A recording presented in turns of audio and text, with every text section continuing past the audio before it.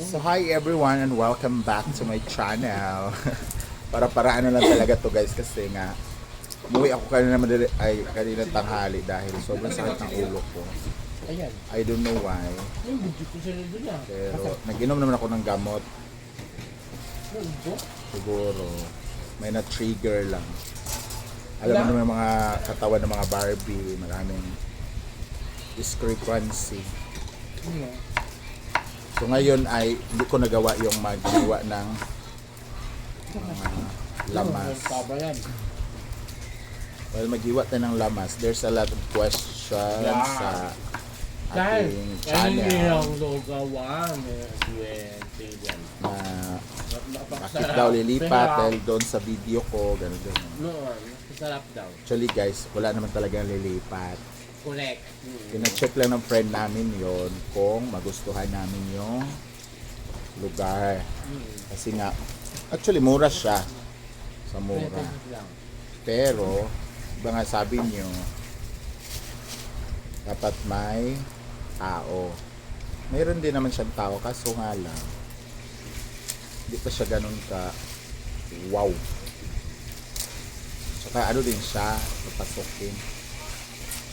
And ang nagpaano din ng business na to is ayaw din niya na maano ako. Pwede daw ako lilipat yung malapit sa palengke or sa basta sa sentro. Kasi kung papasukin din, doon na lang daw muna.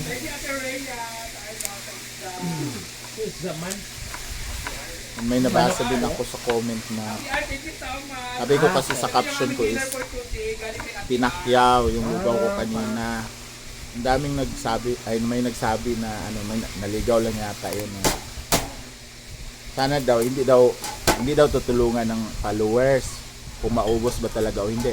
Excuse me, nasubukan ko na yan last week. 'Di ba? Andun ka, 'di ba? Na walang sponsor 'yon, 'di ba? Puro lang bili ng mga customer. Guys, nakilala na rin talaga yung ano, lugaw. Kasi hindi naman sila siguro babalik kung hindi pa nila nakilala. Tsaka, I'm very thankful kasi meron pa rin ano,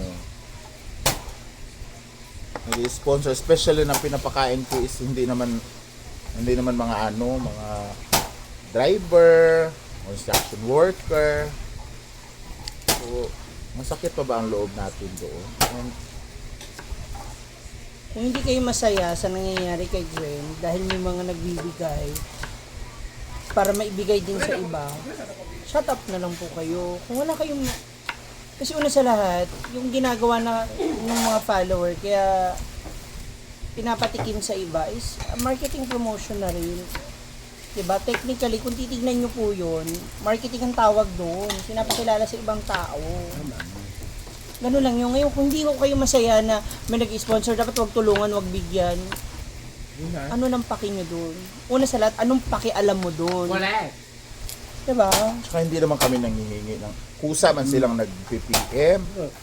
Na, Kaya kung wala kayong magandang masasabi at wala kayong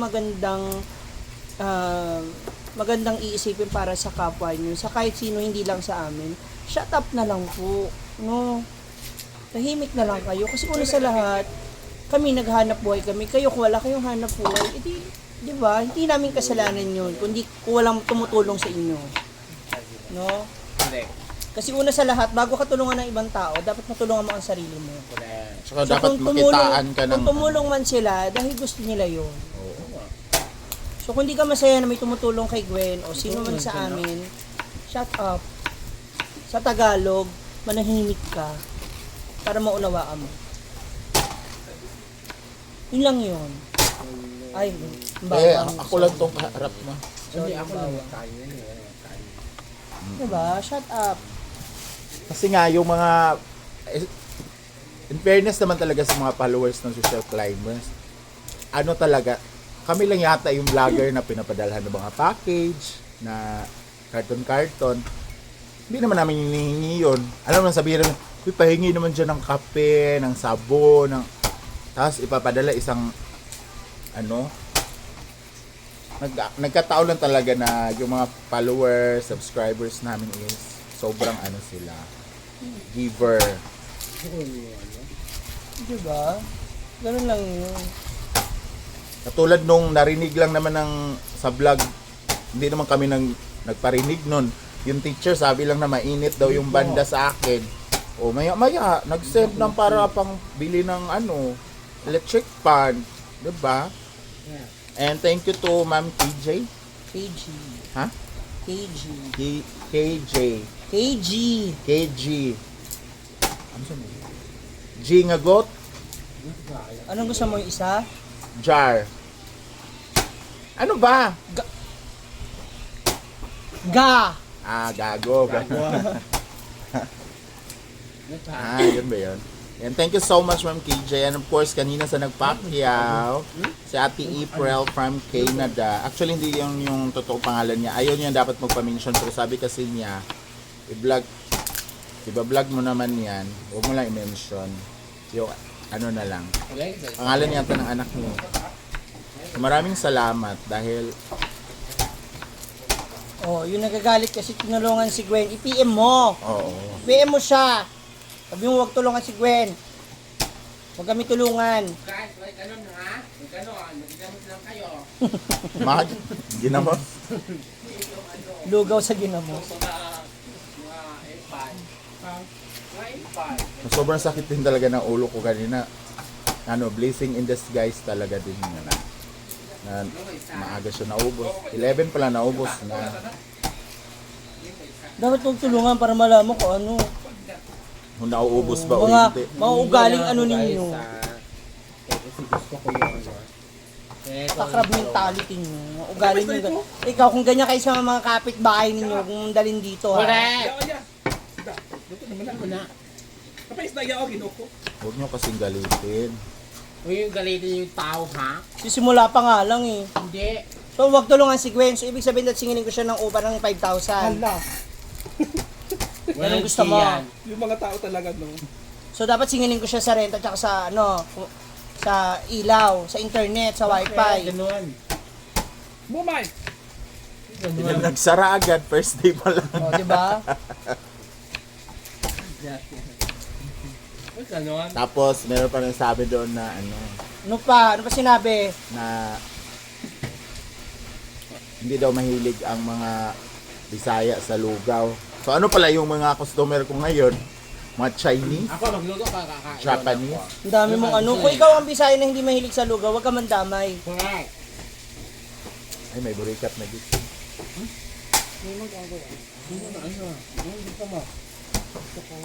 Hindi, bakit ka kasi maumpasan mo nga tayo sa dito. Bukas ka ba maghahanda?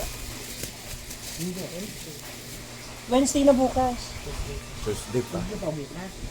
Ay, Monday oo pa lang nga. ngayon. Bakit Wednesday na, Tuesday nang nasa isip mo? Ay, naman. Yan, kasi ang daming tumutulong sa'yo eh. Ang daming Nadama yung... Ako ba, nagalit ako sa kanya, siya ubos na yung paninda niya, ako iniwan niya ako doon mag-isa. Oh, may narinig ba kayo? Tapos siya natutulog kanina habang nagkakagulo kami dahil ang daming ano. Ganun ba? Wala kayong naririnig na ganyan sa akin. Tapos nung nakuha niya na yung 5,000 na sales niya, iniwan niya ako. May narinig ba kayo? Ay. Ay, wala pa. Ngayon, narinig ko. Di ba sa ano kayong mainggit? Oh, naka 5,000 siya, nakauwi siya Ako, kagad. maingit talaga ako. Bakit? Na ay naghatag sa iya 5,000. Tapos yung lugaw, ang dami pa natira ha. O, partida pa. Hoy! Walang Ay, natira. Grabe ka. Pinaubos ko nga doon kay ma'am. Mabait naman kasi yun, di ba? Yes. Suki yun, ever since. Tsaka hindi siya plastic mag-comment. Di ba? Correct. Kaya gusto ko rin yan. Straight to the point siya mag-comment. Sabi niya, ma'am, para Kami yung ni ano ano mo ni ngayon. Paloma ay nagluto dito. Hilaw yung kanin. Yung mga ganun siyang chip. Sabi niya, ayoko ng ano. Ayoko nung may May gulat na mo loob. kaya. Sakit yung tuhod ko. Oo, siya. Tanungin mo kaya Yung may mga aray-aray siya. may ano siya, may chika siya na at least to improve your ability. Tsaka sinasabi talaga nila, kanina may teacher na, ma'ams, may putok, may pitik yung ano mo, Yung yung bituka. Okay na Ano? bro, Yaya, sabi na, okay ka na ba Yaya? May tumatawag sa iyo. Pupunta ka ba mamaya? Asa? Joke mo na. Gapiim. Isda yung ulam namin. Kung ano yung paloma, isda. So, Dali kay Ate Rhea yan. prepare ko na siya guys Ha? because At alaya tayo ka sa isda. hindi na ako nakapag-prepare kanina. Bukas. Sabi Sabi mo, mo, 10 di ba? minutes na po ako mag-deliver? nagpupukpuk Kasi dito. pa. Tapos, wala pa Tama akong- na yan, tay. narinig. Dami na lang. Huwag na lang. Wala ka. Ayun na. Daghan na kayo na. Malugi na tayo. Hindi na naman mga Ang guwapo CEO. lang. So, tapusin ko lang to guys and watch out for tomorrow's vlog ulit. Mumay, malis ka dyan, Mumay. So, maraming salamat for watching and see you on my next vlog. Kung saan man naabot ang video na to, comment down. Para pag-usapan. Bye. Thank you, bye-bye. Ano naman kayo, guys?